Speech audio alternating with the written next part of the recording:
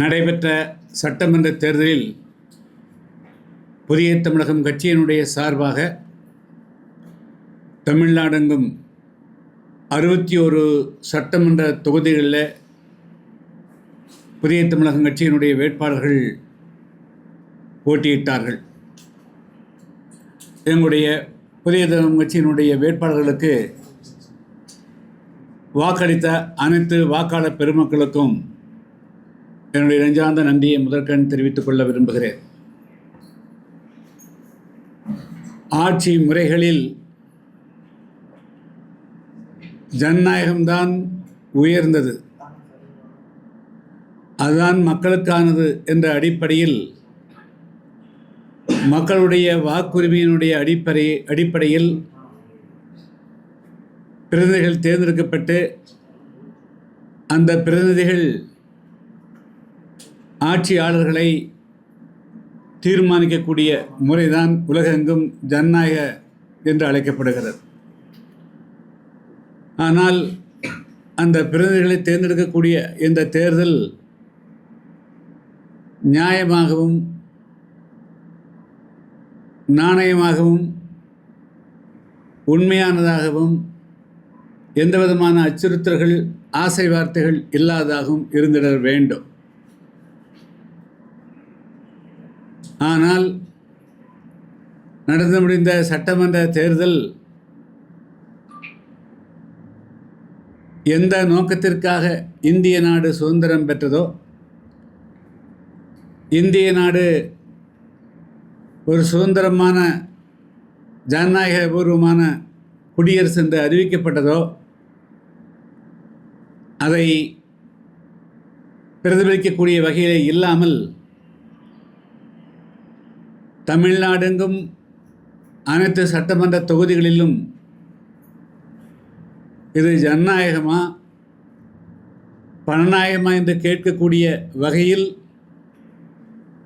பட்டி தொட்டி எல்லாம் பணம் வாக்காளர்களுக்கு வாரி இறைக்கப்பட்டிருக்கிறது. நான் போட்டியிட்ட ஓட்டப்பிடாரம் சட்டமன்ற தொகுதி உட்பட தமிழ்நாட்டினுடைய பல தொகுதிகளிலும், இன்னும் சொல்லப்போனால் அனைத்து தொகுதிகளிலுமே எந்த விதமான தங்கு தடையும் இல்லாமல் வாக்காளர்களுக்கு பணம் பரிமாறல் செய்யப்பட்டிருக்கிறது. பல வேட்பாளரிடத்தில் பல லட்சக்கணக்கான ரூபாய், கோடிக்கணக்கான ரூபாய் கைப்பற்றப்பட்டாலும் கூட அதை பற்றியே தேர்தல் ஆணையம் கண்டுகொள்ளவே இல்லை. தேர்தல் வேட்புமனு தாக்கல் செய்யப்படுகின்ற பொழுது ஒரு சில குறைபாடுகள், குறிப்பாக அஃபிடேவிட்டில் பொருந்தாது பொருந்தும் என்று ஒரு வார்த்தைகள் இல்லாவிட்டால் கூட மனுக்கள் நிராகரிக்கப்படுகின்றன. ஆனால் அடாவடியாக, அராஜகமாக, ஜனநாயகத்துக்கு விரோதமாக பல கோடிகளை கையிலே வைத்துக்கொண்டு, குறிப்பாக 19ஆம் தேதி, 20, 21, 22, 23ஆம் தேதி இந்த 5 நாட்களில் மிதமிஞ்சிய அளவுக்கு பணம் வாக்காளர்களுக்கு கொடுக்கப்பட்டிருக்கிறது. இதை தடுக்கக்கூடிய வகையில் தேர்தல் ஆணையம் வலிமை பொருந்தியதாக இல்லையா, அல்லது இதை தடுக்க முடியாது என்று தேர்தல் ஆணையம் கருதுகிறதா, அல்லது இது ஒரு அங்கம் என்று பணப்பழக்கம், இது ஒரு தேர்தல் நடைமுறையின் அங்கம் என்று விட்டுவிடுவார்கள் என்று தெரியவில்லை. கோவையிலே கூட பல தொகுதிகளில் தங்க காசுகள் எல்லாம் கொடுக்கப்பட்டதாக செய்திகள் வருகின்றன. இது இப்படியே இருந்தால் இந்த நாடு எங்கே போய் முடியும்? கிராமங்களுக்கு செல்லுகின்ற போது பொதுவாக பெண்கள் மதுவினால் ஏற்படக்கூடிய பாதிப்புகள், போதை பழக்கங்களால் தங்களுடைய பிள்ளைகள், இளைஞர்கள் அவர்களுக்கு ஏற்படக்கூடிய பாதிப்புகள், பெண்களுக்கு பாதுகாப்பற்ற நிலை, இளைஞர்களுக்கு வேலை இல்லாத நிலை அனைத்தையும் சுட்டி காட்டுகிறார்கள். மக்கள் மிகப்பெரிய அளவுக்கு கிளர்ந்திடுகிறார்கள். ஆனால் அந்த கிளர்ச்சியை எப்படி நெருப்பிலே நீரை ஊற்றி அணைப்பதைப் போல, குறிப்பாக கடைசியாக 23ஆம் தேதி வாக்குப்பதிவு என்றால் 22ஆம் தேதி இரவு முதல்ல 500 கொடுத்தால் அதுக்கு பிறகு 1000, இன்னொரு வேட்பாளர் 1000 கொடுத்தால் இவர்கள் போட்டிக்கு 1500 என்று வேட்பாளர்கள் கூடிய போட்டி போட்டுக்கொண்டு 3000 4000 ரூபாய் வரையிலும் ஒரு வாக்காளருக்கு பணம் பட்டுவாடா நடைபெற்றிருக்கிறது. இப்படியே சென்றால் சாதாரண ஒரு குடிமகன், ஏழையாக இருக்கக்கூடியவர்கள் இந்த நாட்டில் தாங்களும் மக்களுக்கு தொண்டாற்ற வேண்டும் என்று அவர்கள் அரசியலுக்கு வருவதற்கு உண்டான வாய்ப்பே அறவே ஏற்று போகக்கூடிய சூழல் உருவாயிருக்கிறது. எனவே தமிழ்நாட்டில் நடைபெற்றது ஒரு சாதாரணமான தேர்தல் சடங்காகத்தான் நடைபெற்றிருக்கிறது தவிர, இந்த தேர்தலை வசதி உள்ளவர்கள், பணம் உள்ளவர்கள், நீங்களாம் இந்த தேர்தலை நடத்தி கொள்ளுங்கள், நாங்கள் முடிவை நாங்கள் அறிவிக்கிறோம் என்பதை போன்றுதான் இருந்ததே தவிர, ஒரு நடுநிலையோடு தேர்தல் ஆணையம் செயல்பட்டு முறைகேடுகளை தடுத்து நிறுத்தி, அடாவடிகளை தடுத்து நிறுத்தி, வாக்காளர் கொடுத்திருக்கக்கூடிய அந்த பணங்களை எல்லாம் தடுத்து நிறுத்தக்கூடிய வகையில் தேர்தல் ஆணையம் செயல்பட முடியாத ஒரு நிலை கவலை அளிக்கக்கூடியதாக இருக்கிறது. எனவே இப்பொழுது தமிழ்நாட்டில் ஏதோ அமைதியாக தேர்தல் நடைபெற்றது என்று சொன்னால் கூட இது அமைதியான தேர்தலாக கருத இயலாது. என்று சொன்னால் வாக்காளர்களுக்கு போட்டி போட்டு அவர்களை ஊழல்படுத்திய பிறகு இது அமைதியான தேர்தல் எப்படி என்று சொல்ல முடியும்? இந்த தேர்தலில் கடந்த நாடாளுமன்ற தேர்தலை காட்டிலும் கூடுதலான வாக்குப்பதிவுக்கு காரணம் தனிப்பட்ட எந்த ஒரு அரசியல் கட்சியும் இல்லை. மாறாக வழக்கமாக இருமுனை போட்டியாகத்தான் இருந்திருக்கிறது பெரும்பாலும். ஆனால் இந்த முறை 5 கட்சிகள் 6 கட்சிகள் தங்களுடைய வேட்பாளர்களை இறக்கிய காரணத்தினால் ஒவ்வொரு கட்சியும் தங்களுடைய கட்சிக்கு வாக்குகளை சேகரிக்கக்கூடிய வகையில் களமிறங்கி வாக்காளர்களை வாக்குச்சாவடிக்கு அழைத்து வந்த காரணத்தினால் ஒட்டுமொத்தத்தில் இந்த தேர்தலில் வாக்காளர்களுடைய வாக்களிப்பவருடைய சதவீதம் அதிகரித்திருக்கிறது. ஆனால் என்னுடைய கவலை இன்றைய பத்திரிகையாளர் சந்திப்பின் மூலமாக நான் சொல்ல விரும்புவது, இது தமிழ்நாடு அளவுக்கு இந்த பிரச்சனையை தீர்க்க முடியும் என்று கருதவில்லை. இந்திய அளவுக்கு தேர்தல் ஆணையம் இதுக்கு இந்த பணப்பழக்கம் தமிழ்நாட்டில் இந்த அளவுக்கு உருவாவது எந்த விதத்திலும் சரியானதில்லை. நாளடைவில் ஜனநாயகம் இது படுகொலைக்கு தள்ளப்படும். படுகொலை இன்னும் சொல்லப்போனால் பட்டப்பகலே இது படுகொலை செய்யப்பட்டிருக்கிறதாகத்தான் கருத வேண்டியிருக்கிறது. எனவே இதில் இந்த நாட்டில் ஊழல் ஒழிக்கப்பட வேணும், ஜனநாயகம் தழைக்க வேண்டும். ஏழை எளியோரும் எல்லாரும் நாட்டு மன்னர்கள், எல்லோரும் ஜனநாயகத்தில் பங்கேற்க வேண்டும் என்று கருதக்கூடியவர்கள், ஜனநாயகத்தினுடைய மாண்பு என்ன, அதனுடைய பொருள் என்ன, அதனுடைய கருத்து என்ன, அதனுடைய நோக்கம்தான் என்ன என்பதை புரிந்து கொண்டவர்கள் எல்லாரும் ஒன்றிணைந்து தமிழ்நாட்டில் வரக்கூடிய காலகட்டங்களிலாவது இந்த பணப்பழக்கங்களை அடியோடு தடுத்துவதற்கு உண்டான வழிமுறைகளை காணணும். இந்திய தேர்தல் ஆணையம் இது போன்று தேர்தல்களை அனுமதிக்கும் பட்சத்தில் இது எதிர்காலத்தில் ஒரு மிகப்பெரிய அளவுக்கு விரும்பக்கூடாத சம்பவங்கள் நடைபெறுவதற்கு வாய்ப்பு இருக்கிறது. எனவே தேர்தல் ஆணையம் இனிமேலாவது தமிழ்நாட்டில் இந்த பணப்பட்டுவாடாவை தடுப்பதற்கு நடவடிக்கை எடுக்கணும். இந்த தேர்தல் நடைபெற்றக்கூடிய தேர்தல் இது உண்மையான ஜனநாயகபூர்வமான தேர்தல் அல்ல. தேர்தலில் அந்த மனுக்கள் தாக்கல் பண்ணும்போது எடப்பாடி பழனிசாமி, முதல்வர் மு.க.ஸ்டாலின், இவங்க மாதிரி இருக்கிற முக்கிய தலைவர்களோட வேட்பு மனுக்கள் நிறைய குறைபாடுகள் இருக்குன்னு சொல்லியிருக்காங்க. அதையெல்லாம் எப்படி ஏற்றுக்கிட்டாங்க? அதாவது எங்களுடைய வேட்பாளர் 4 பேருங்க ஒரு பொருந்தாதுன்னு எழுதலைங்க. பொருந்தாதுன்னு எழுதுறது ஒரு ஆடிட்டரோ அல்லது அஃபிடேவிட் பண்ணக்கூடிய நோட்டரியோ ஏதாவது வேகமாக பார்க்குற போது நிறைய மனுக்கள் வரும்போது அதை அங்கே மனு ஃபில்லப் பண்ண சொல்லலாம். அதுக்காக வந்து நானே பேசினேன் 2 பேரும் ராம்நாட்டில் வந்து முனுசாமி உங்கள் வேட்பாளர். அடுத்த நாளெல்லாம் பேசுகிறோம் சார், வந்து இது ஸ்மால் மிஸ்டேக் அப்சர்வேட்ட பேசுகிறோம். அதே போல் ஏபி ஃபார்ம் கொடுக்கறது, அதாவது இதெல்லாம் வந்து ஒரு பெரிய 30 வருஷம் 40 வருஷம் 50 வருஷம் தேர்தலில் மட்டுமே போட்டியிடக்கூடிய கட்சி கிடையாது. இளைஞர்கள் வர்றாங்க, நாங்கள்லாம் கடத்துக்குள்ளே வர்றோம், ஜனநாயகத்தில் வந்து இந்த மக்களுடைய பிரதிநிதிகளாக இருக்கணுங்கிறதுக்காக வந்து நிறுத்துகிறோம். அப்போது சிறு சிறு தவறுகளை வந்து அந்த இருக்கக்கூடிய அதிகாரிகளே தவறுகளை கரெக்ட் பண்ணி இதை ஒழுங்குபடுத்திட்டு வாங்க அப்படின்னு சொல்லலாம். ஆனால் அதை எடுத்தோடனே ரிஜெக்ட் தான் பண்ணுறாங்க.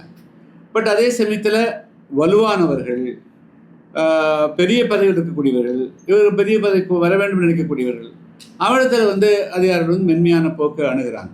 இப்போ அதே போல் பார்த்திங்கன்னா தேர்தல் பறக்கும்படைன்னு ஒன்று வச்சுக்கிறாங்க. ஏறக்குறைய 400 கிராமங்களை உள்ளடக்கிய ஒரு சட்டமன்ற தொகுதியில் 2 பறக்கும்படை இருந்தால் எப்படி இருக்க முடியும்? ஒரு இடத்துல இருந்து நாங்கள் வந்து புகார் அளிக்கிறோங்க, நைட்டு மணி 1 மணிக்கு நான் ஆரோ கூப்பிட்டு பேசுகிறேன், இது மாதிரி இந்த இடத்துல இருந்து இருட்டுக்குள்ளே உட்காந்துட்டு பணம் பட்டுவாடா வர்றாங்க, 2 வீலர் வர்றாங்க, பேக்கில் போடுறாங்க, போயிட்டே இருக்குது அப்படின்னு சொல்லி நாங்கள் முதல்ல 10:30 மணிக்கு அலர்ட் பண்ணுறோம், 12 மணிக்கு அலர்ட் பண்ணுறோம், 1:30 மணிக்கு கூப்பிட்டு சொல்கிறோம். ஆனால் ஒரு காவலர் கூட வரலைங்க. அதே போல் வாக்களிக்கிற அன்று 23ஆம் தேதி காலை 11 மணிலேருந்து க்யூவில் நிற்கிறாங்க, தனித்தனியாக சந்துக்குள்ளே பந்துக்குள்ளே கூப்பிட்டு பணம் கொடுக்குறாங்க, அதுக்கு போட்டால் போலீஸ் வரதில்லைங்க. ஸோ இப்படி இது பட்டவர்த்தனமாக வந்து இந்த பணம் கொடுக்கறத வந்து தேர்தல் ஆணையம் தடுத்து நிறுத்துறதுக்கோ அல்லது வந்து நடவடிக்கை எடுக்கிறதுக்கு எந்த விதமான ஏன் சென்சிட்டைஸ் பண்ணல அது அப்படின்னா எங்கேயோ ஒரு பெரிய மிஸ்டேக் இருக்கு, குறைபாடு இருக்கிற மாதிரி நான் கருதுறேன். சார், இப்போ வந்து நீங்க எப்படி சொல்றீங்க, வரலாற்றுல அதிகமான வாக்குப்பதிவு தான் சொல்லிட்டு தேர்தல் ஆணையம் வந்து மார்த்தட்டிட்டு இருக்காங்க. அது வந்து ரொம்ப அப்பட்டமான தவறாக இருந்தது. ஞானேஸ்வர் பார்த்தேன், அவர் வந்து தன்னுடைய கடமையை அவர் சரியாக செஞ்ச மாதிரி தெரியலிங்க. நான் 1991 ராஜீவ் காந்தி அவர்கள் மரணத்துக்கு பிறகு அப்பொழுது சேஷன் அவர்கள் வந்து இந்தியாவினுடைய தலைமை தேர்தல் இருந்தார். அந்த ஒரே ஒரு மனுஷன் இந்தியாவில் வந்து எந்த விதமான முறைகேடுகளுக்கும் இடமில்லாமல் வந்து தேர்தல் நடத்தினார். ஆனால் தமிழ்நாட்டில் இன்னைக்கு வந்து சாதாரண, அதாவது எல்லாருக்கும் எப்படி பணப்பட்டுவாடா நடந்ததுன்னு தெரியும்.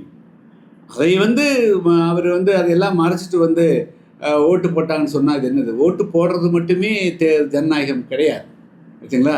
அது ஓட்டு எப்படி போட வைக்கப்படுகிறார்கள், அதுக்குள்ளே என்ன தில்லுமுள் நடந்திருக்குது, என்ன முறைகேடு நடந்திருக்குது, இது ஜனநாயகபூர்வமாக நடந்திருக்குதா, தேர்தல் ஆணையத்தினுடைய நோக்கம் நிறைவேற்றப்பட்டிருக்கிறதா, ஜனநாயகத்தின் நோக்கம் நிறைவேற்றப்பட எல்லாமே கணக்கில் கொள்ளாமல் வந்து நான் வந்து மக்கள் வந்து ஜனநாயக கடமைகள் நிறைவேற்றி விட்டார்னு அவர் வந்து ட்விட்டர் போடுறது வந்து 100க்கு 100 யதார்த்தத்துக்கு புறமா இருந்துங்க.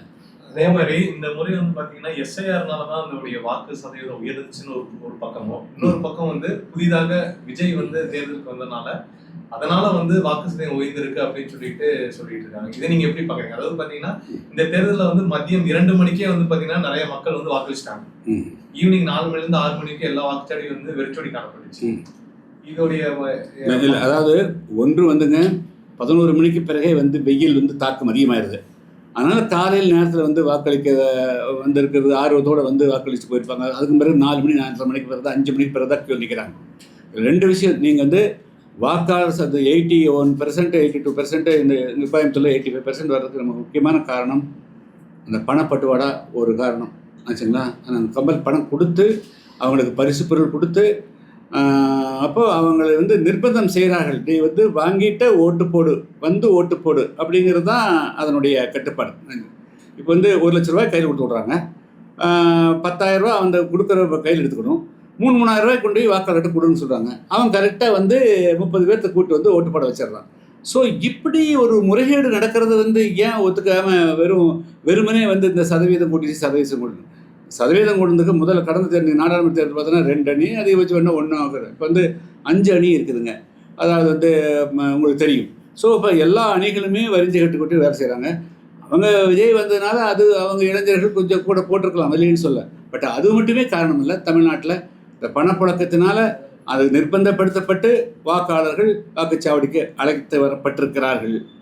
அதுபோக வந்து இப்போ SIR நீக்கிறதுனால சதவீதம் ஆட்டோமேட்டிக்காக வந்து முதல்லையும் இப்படி தான் இருந்திருக்கும். ஆனால் வாக்காளர் எண்ணிக்கை அதிகமாக இருக்கிற போது அதில் வந்து இப்போ வந்து சரியாக சொல்கிறாங்க. வந்து இப்போ 100 பேர் வாக்காளரில் 70 பேர் வாக்களித்ததுன்னா அது வந்து 70% ஆகுது. இப்போ அதே வந்து 80 பேர் இருக்கிற இடத்துல வந்து 70% போது அதுக்கு சதவீதம் கூடுது. இதுதான் வந்து பாயிண்ட்டு. ஸோ ஏறக்குறைய 80 லட்சம் பேர் குறையிற போது அதே சதவீதம் ஓட்டு போட்டாலும் கூட சதவீதத்தினுடைய இது எண்ணிக்கை கூடுது. அவ்வளோதான். நீங்க போட்டி போட்ட ஒட்டப்பிடாரம் தொகுதியில வந்து பாத்தீங்கன்னா அமமுக கட்சியில வந்து கிரிமினல் கேஸ் இருந்திருக்கு. நீங்க அந்த இது இருக்கிறப்போ வந்து அது வந்து இதுலயே வந்து ரெக்கார்ட் இருக்கு. நீங்க அதை அப்போஸ் பண்ணீங்களா? அவர் மேல வந்துட்டு ஆக்சுவலா வந்து கிரிமினல் ரெக்கார்ட் இருக்குன்னு சொல்லிட்டு மற்ற எல்லா கேண்டிடேட் மேலே கிரிமினல் கேஸ் இருக்கா நோன் இருக்கிறப்போ அவர் பேர்ல வந்து கிரிமினல் கேஸ் இருக்கு எஸ்ன்னு வந்துட்டு இதுல வந்திருக்கு.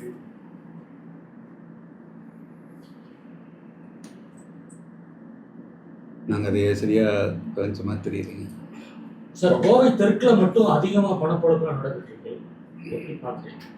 இல்லை, அதாவது மொத்தமாக நாங்கள் வந்து அங்கேருந்து அப்சர்வ் பண்ண பாருங்க. கோவை மாவட்டத்திலேயே வந்து பெரிய கணத்துக்கடவு தொகுதியில் கோவை தெற்கு, கோவை வடக்கு, இதில் எல்லாமே வந்து கம்ப்ளீட்டாக ஃபுல்லாக வந்து கோவை மாவட்டத்தை மையமாக வச்சு இங்கே வந்து மிகப்பெரிய அளவுக்கு இது ஒரு பணப்புழக்கம் நடைபெற்றிருக்குதுங்க.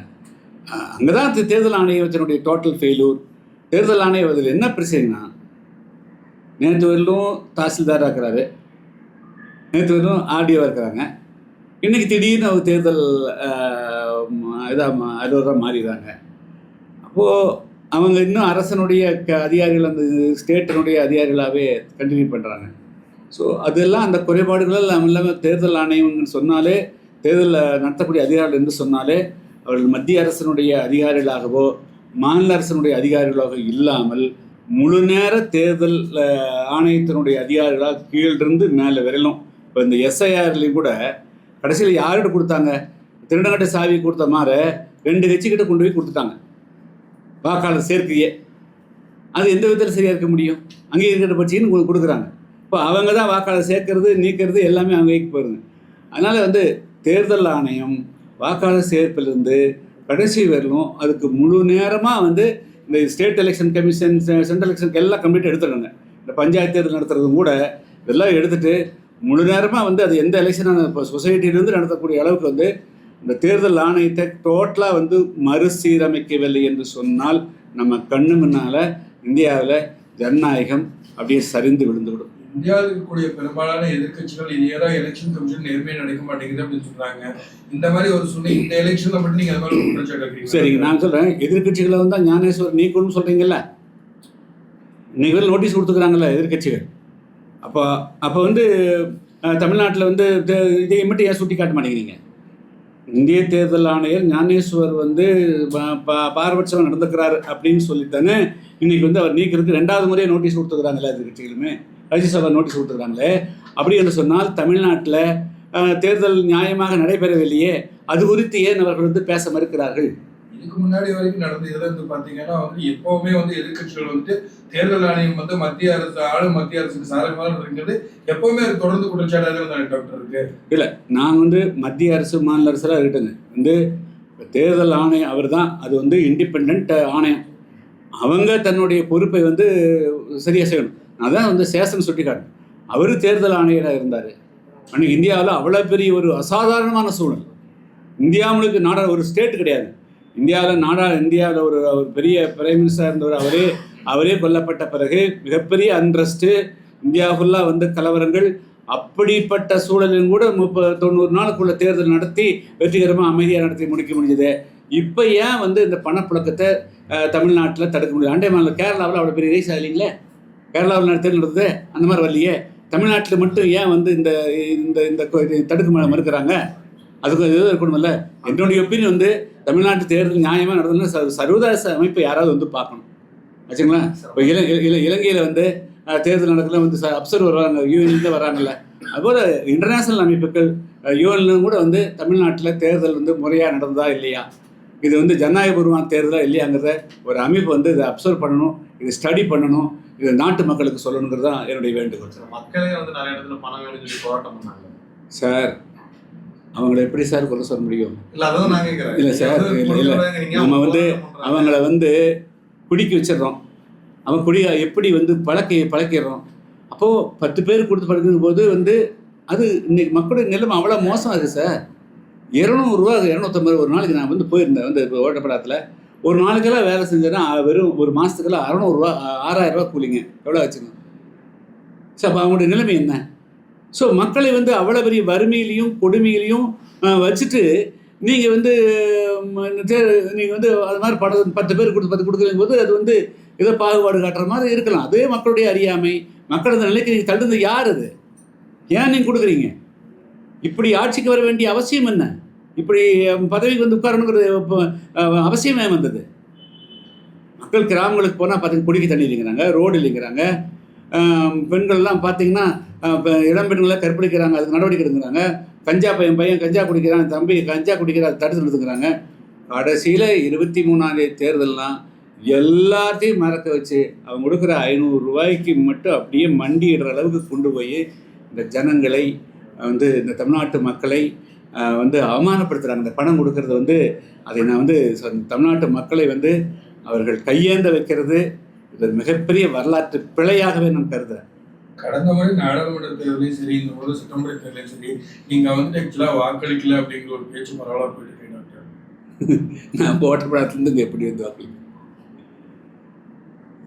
புதிய தமிழகம் தனித்து போட்டியிடும் காரணம் யாருக்கு எந்த கட்சியிலையும் கூட்டணி இல்லை சார். அது வந்து இந்த தடவை வந்து புதிய தமிழகம் கட்சி நாங்கள் அதான் சொல்லிட்டோம்.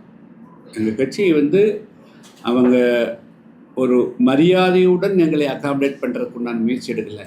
ஸோ எங்களுடைய வலுவை இந்த தடவை காமிக்கிறதுக்கு நாங்கள் முடிவு பண்ணோம். இது வந்து ஒரு சுயமரியாதைக்கான தன்மானத்துக்கான போராட்டம், போர் அப்படின்னு நாங்கள் வந்து ஓப்பனாக டெக்ளேர் பண்ணிட்டு தான் வந்து போட்டியிட்டோம். அதனால தான் நாங்கள் வந்து 61 தொகுதியில் போட்டியிட காரணம் நாங்கள் வந்து எங்களுடைய வலிவை காண்பிப்போம் அப்படின்னு. 60 தொகுதியில் மட்டுமே நீங்கள் கேண்டிடேட் நிறுத்திருக்கீங்க சார். அது நிறுத்து சார். நீங்கள் ஒரு கேண்டிடேட் நிறுத்துறது எவ்வளோ பெரிய கஷ்டம் அப்படிங்கிறது களத்துக்கு வந்தால் தெரியும். அவங்கள வந்து கடைசி இன்னைக்கு வந்து 23ஆம் தேதி 4 மணி வரலும் அவங்கள நிற்க வைக்கணும். ஒரு தேர்தல் செலவு எப்படின்னு பாருங்கள். இது வந்து என்ன செய்கிறாங்க, ஒரு சின்ன வழக்கு இருந்ததுன்னா பெரிய லீடிங் பேப்பரில் விளம்பரம் கொடுக்க சொல்கிறாங்க, 3 ரூபா கொடுக்க சொல்கிறாங்க, டிவியில் கொடுக்க சொல்கிறாங்க. சார் எப்படி சாதாரணமான பிரஜையால் எப்படி முடியும்?